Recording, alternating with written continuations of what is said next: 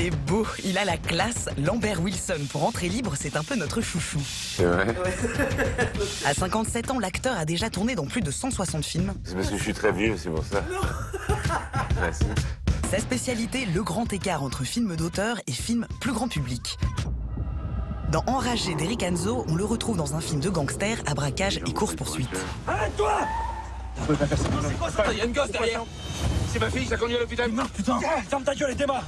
On m'a pas vu dans des films de ce genre-là, parce que dans la vie, j'aime pas tellement les voitures, en fait. En revanche, il aime l'éclectisme et se glisser dans la peau de protagonistes aussi variés qu'inattendus. Alors faisons un tour dans le placard à personnages de Lambert Wilson. La difficulté dans Enragé, pour moi, c'était de faire un type un peu passe-partout, sans grandes caractéristiques, qui en plus ne parle pas. Ça ne peut passer que par un regard, par une sorte d'anxiété qui doit tenir pendant 1h30. Hey. Alors, en fait, ils m'avaient décoloré les cheveux, il y avait un côté effectivement un peu Ziggy Stardust. J'étais plutôt gros et maladroit dans mon corps quand j'étais enfant.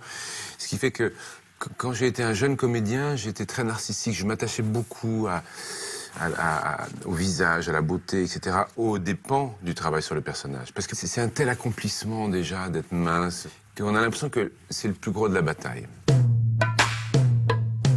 Hey. Dans ma vie, ça a été une très belle aventure. J'ai eu un contact fantastique avec l'abbé. J'ai grande honte, hein.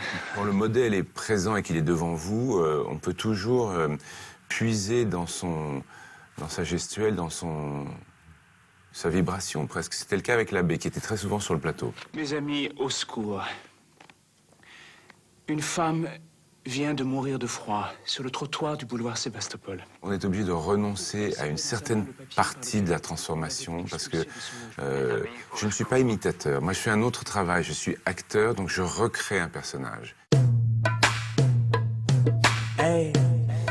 J'aime notamment les jurons français. Nom de Dieu, de putain, de bordel de merde, de saloperie, de connard, d'enculé de ta mère. Vous voyez, c'est aussi jouissif que se torcher le cul avec de la soie. J'adore ça. Il y a un méchant, ou un acteur qui s'est spécialisé dans les méchants, dans l'histoire du cinéma, qui m'a beaucoup inspiré, qui est l'américain George Saunders. C'est le méchant suprême qui a un charme extraordinaire, une intelligence dingue. Puis aussi l'acteur anglais Alan Rickman, qui a, à l'intérieur d'un portrait de méchant, réussi systématiquement à mettre de l'humour. Une distance, un clin d'œil. Et donc j'imaginais quand je jouais que c'était Alan Rickman qui jouait le rôle, voilà. Château Aubryon, 1959. Magnifique bouquet. J'adore le vin français. Tout comme j'aime la langue française. Hey. Hey.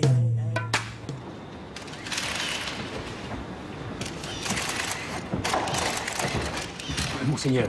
C'est une des variations sur le grand crétin, quoi. Le grand crétin un peu aristo. Et ça j'ai ça en moi, oui. Quand Alain Chabat m'a envoyé le scénario, et je me suis dit, mais oui, 40 fois oui, parce que c'est tellement inattendu. Parce que le type, il est quand même en moustache, il retire pas sa moustache, ça reste un type sud-américain qui subitement se met une perruque blonde approximative, une robe dorée, et puis qui... et moi, c'est tout ce que j'adore. On a tous son monstre intérieur, on a tous sa diva intérieure, on a tous son moine intérieur. Mais ce qui est marrant, c'est que curieusement, je me suis rarement senti aussi viril qu'avec cette perruque et ces talons et cette robe. Et il y a pas mal de femmes qui m'ont dit, mais tu sais que t'es vraiment pas mal du tout, t'as des très jolies jambes. Et curieusement, ça en fait un personnage qui s'apparente plus à Freddie Mercury qu'un travelot de base, en fait. Et du pull rouge au bonnet rouge, il n'y a qu'un pas. Prochainement, ce sera dans la peau de Jacques-Yves Cousteau que l'on retrouvera Monsieur Wilson à suivre.